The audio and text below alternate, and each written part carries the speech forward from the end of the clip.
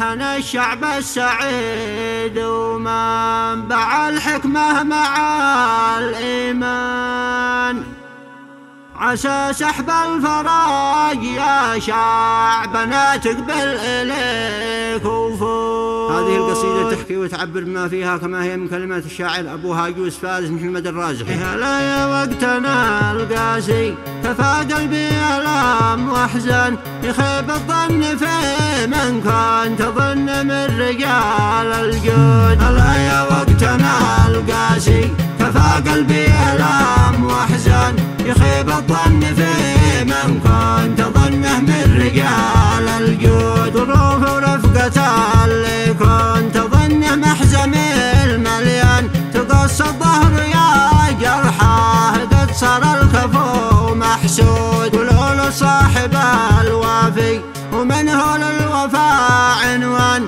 ومن عاش العمر شامخ تسمى به عليه يزود. نخاوي الكفو والنجمي ولو عاش العمر طفران، ونفرق كل عايب لو رصيد فوق كل قيود. صفى العمر والعيش الهني بداخل الأوطان، طموحة الأمير بمملكة شعب الكرم والجود. أنا الشعب السعيد ومنبع الحكمة مع الإيمان، عسى سحب الفراق يا شعبنا تقبل إليك وفوق. عشان من فارق دياره يدور عيشته حيران، يعز موطنه ويشوف فيها القصد والمقصود.